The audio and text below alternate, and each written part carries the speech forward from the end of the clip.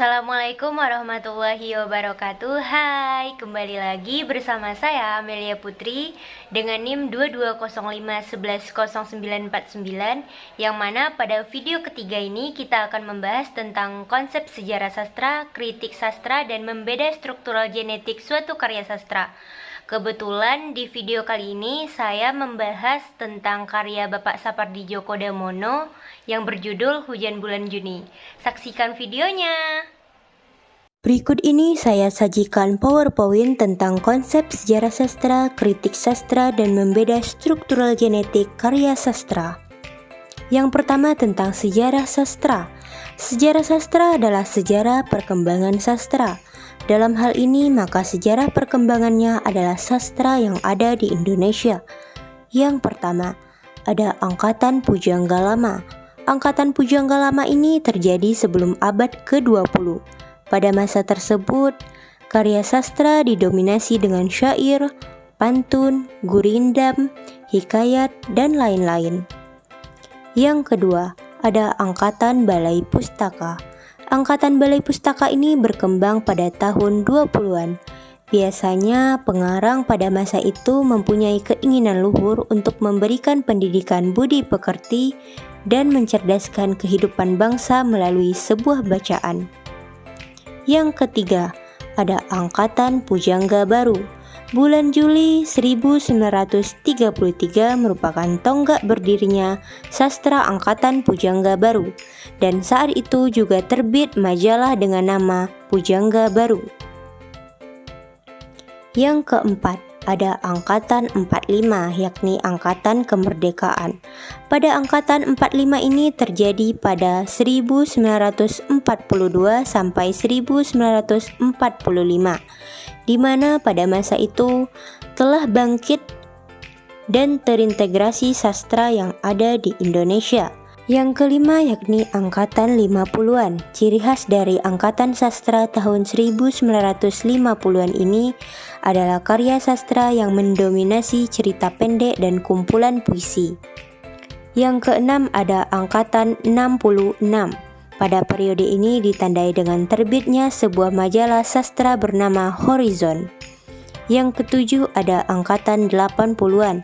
Pada masa ini perkembangan karya sastra ditandai dengan banyaknya sastra yang menceritakan mengenai roman percintaan. Yang kedelapan atau yang terakhir, Angkatan Reformasi hingga sekarang.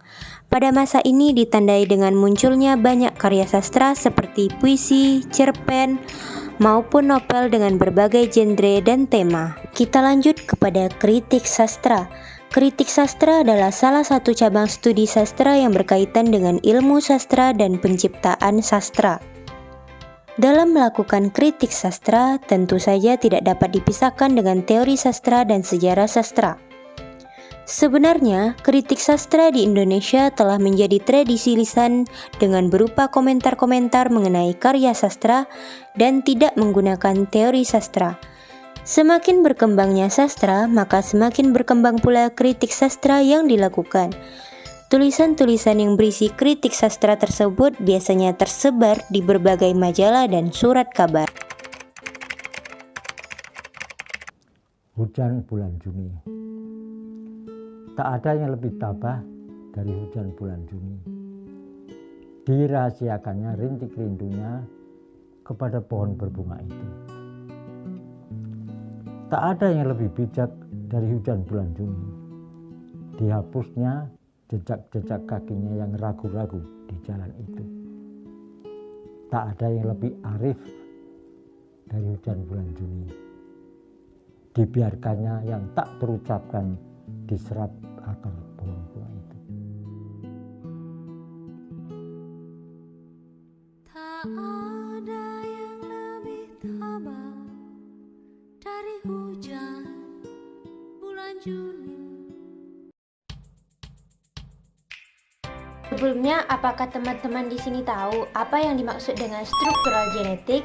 Struktural genetik adalah struktural yang memandang karya sastra dari dua sudut pandang, yakni intrinsik dan ekstrinsik. Pada struktural genetik mewajibkan untuk kita agar lebih mengetahui pengarangnya secara lebih mendalam. Saat kita membahas mengenai struktural genetik, kita akan memandang karya sastra dari sisi pengarang. Sapardi Djoko Damono meninggal dunia di usia 80 tahun. Ia menghembuskan nafas terakhir di Rumah Sakit Bilangan BSD Tangerang Selatan pada hari Minggu tanggal 19 Juli pada tahun 2020 pukul 9:17 waktu Indonesia Barat. Penyair angkatan 1970-an ini telah menghasilkan banyak karya puisi hingga cerpen.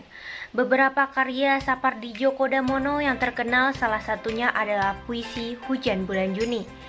Pria kelahiran 20 Maret 1940 itu adalah salah satu sastrawan besar milik Indonesia yang telah berkreasi sejak remaja. Di usia 17 tahun, sajak yang ia ciptakan sudah menjadi sajak wajib di Pertemuan Kesenian Nasional Indonesia sampai 3 kali. Di samping itu, Sapardi juga terkenal sebagai dosen, pengamat sastra, kritikus sastra, dan pakar sastra. Mendiang Sapardi merupakan anak pertama dari pasangan suami istri Sadyoko dan Saparian dan lahir di Surakarta, Jawa Tengah. Satu waktu dia berbincang dengan salah satu media massa di Indonesia.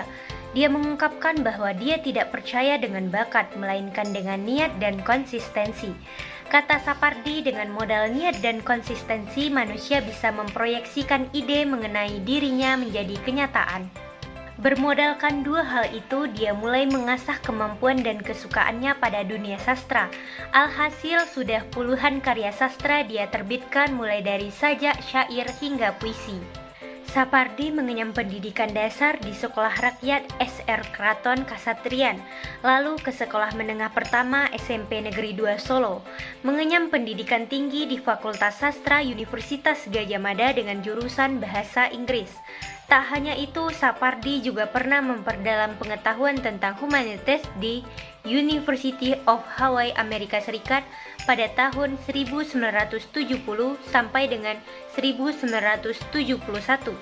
Sekitar 18 tahun berselang, sang sastrawan ini mendapat gelar doktor pada bidang ilmu sastra dengan disertasi yang berjudul Novel Jawa tahun 1950-an, Telaah Fungsi, Isi, dan Struktur. Pada tahun 1995, ia dikukuhkan menjadi guru besar di Fakultas Sastra Universitas Indonesia. Peran Sapardi dalam dunia sastra Indonesia bisa dibilang cukup besar.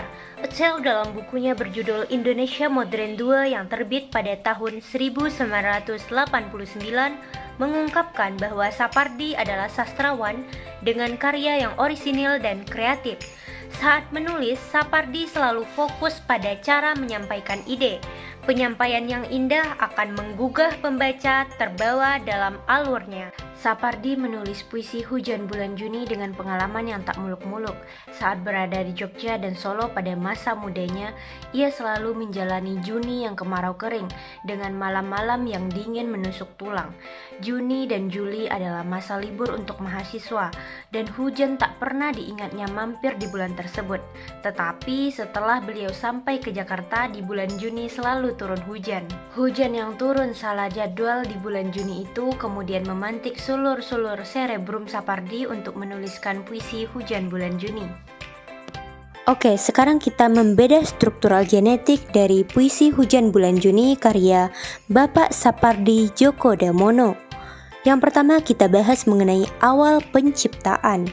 Bapak Sapardi Djoko Damono pertama kali menulis puisi Hujan Bulan Juni pada tahun 1964. Buku kumpulan puisi Hujan Bulan Juni ini sukses diterjemahkan ke dalam 5 bahasa, yakni Inggris, Jepang, Arab, Mandarin, dan Rusia. Buku puisi yang terbit pada 1994 itu memuat sebanyak 102 puisi di dalamnya. Sebagian puisi-puisinya masih dikenal dan dipelajari oleh pencinta sastra Indonesia. Yang kedua, alasan menulis. Dalam sebuah wawancara, Beliau mengemukakan alasan menulis puisi Hujan Bulan Juni. Sambil berkelakar, ia menuturkan jika menulis soal hujan di bulan Desember menjadi hal yang biasa-biasa saja. Fakta yang ketiga, puisi ini ditulis di rumah, dari kediaman pribadi beliau yang berada di Komplek Dosen UI Situgintung Ciputat, Tangerang Selatan. Ia menuliskan syair dari Hujan Bulan Juni. Beliau menulisnya ketika berada di ruang kerja yang menghadap ke arah Danau Situgintung. Yang keempat, adaptasi ke novel. Hujan Bulan Juni merambah ke medium lainnya. Dari syair yang kata-katanya kuat, beliau menerbitkan novel trilogi yang diterbitkan oleh Gramedia Pustaka Utama. Yang terakhir, film Hujan Bulan Juni. Fakta yang menarik. Sukses menjadi novel trilogi, Hujan Bulan Juni merambah ke versi layar lebar. Setelah membahas materi tentang sejarah sastra, kritik sastra, dan membedah struktural genetik karya Bapak Sapardi Djoko Damono, kita akan membahas dan membedah secara dalam karya beliau yang berjudul Hujan Bulan Juni. Hujan Bulan Juni. Tak ada yang lebih tabah dari Hujan Bulan Juni. Dirahasiakannya rintik rindunya kepada pohon yang berbunga itu. Tak ada yang lebih bijak dari Hujan Bulan Juni. Dihapuskan jejak-jejak kakinya yang ragu di jalan itu. Tak ada yang lebih arif dari Hujan Bulan Juni. Dibiarkannya yang tak terucap diserap akar pohon bunga itu. Sebelum memulai pada puisi Hujan Bulan Juni, alangkah lebih baiknya kita ketahui terlebih dahulu makna cinta. Cinta merupakan kumpulan hasrat manusia berupa perasaan kasih sayang. Sebab ia berdasar kepada hasrat, cinta kepada kekasih biasanya dimotori oleh eros dan gairah yang badaniah. Makna puisi. Beliau mengganti akularik atau subjek dalam puisinya sebagai Hujan Bulan Juni. Kata hujan mengandung makna yang maskulin sehingga ia mewakili jenis kelamin laki-laki. Selain itu, diksi Hujan Bulan Juni diberi kata sifat semisal kata tabah, bijak, dan arif.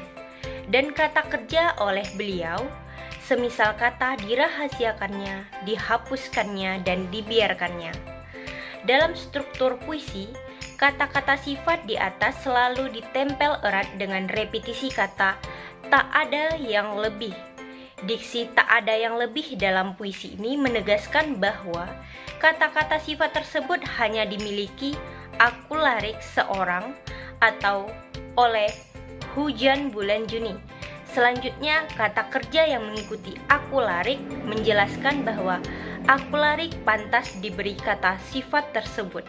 Akularik atau Hujan Bulan Juni dimaknai memiliki sifat paling tabah karena dirahasiakan rintik rindunya. Memiliki sifat paling bijak karena dihapusnya jejak-jejak, dan memiliki sifat paling arif karena dibiarkannya yang tak terucapkan.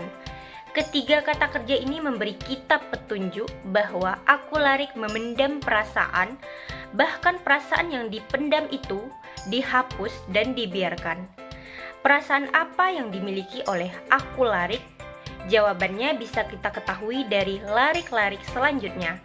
Kata rintik rindunya dan jejak-jejak kakinya yang ragu-ragu adalah perasaan yang dimiliki oleh akularik. Perasaan cinta. Diksi yang menduduki fungsi objek dalam puisi ini yang bertugas menerima kata kerja yang dialamati akularik, yakni pohon berbunga itu. Diksi pohon berbunga itu memiliki makna feminin. Karena kata bunga selalu identik dengan perempuan. Keberadaan objek yang hanya satu itu menegaskan bahwa pohon berbunga itu sebagai satu-satunya alasan yang membuat Hujan Bulan Juni memendam perasaannya. Berdasarkan pembedahan makna di atas, puisi Hujan Bulan Juni mengisahkan seorang lelaki yang mencintai seorang perempuan tetapi tidak mampu untuk menyampaikannya, sehingga ia lebih memilih untuk menghapuskan keraguan cintanya. Ketabahan merelakan cinta terhadap orang yang dicintai dianggap perbuatan yang paling bijak dan paling arif. Sajak ini seolah memberitahu tentang cara mencintai yang aduhai, sekaligus berkhutbah hakikat cinta platonik. yakni perasaan kasih sayang yang tulus dan tidak harus memiliki. Baiklah, setelah kita mempelajari tentang sejarah sastra, kritik sastra, dan membeda struktural genetik suatu karya sastra, saya pamit undur diri. Lebih dan kurang saya mohon maaf. Assalamualaikum warahmatullahi wabarakatuh. Sampai jumpa di video keempat.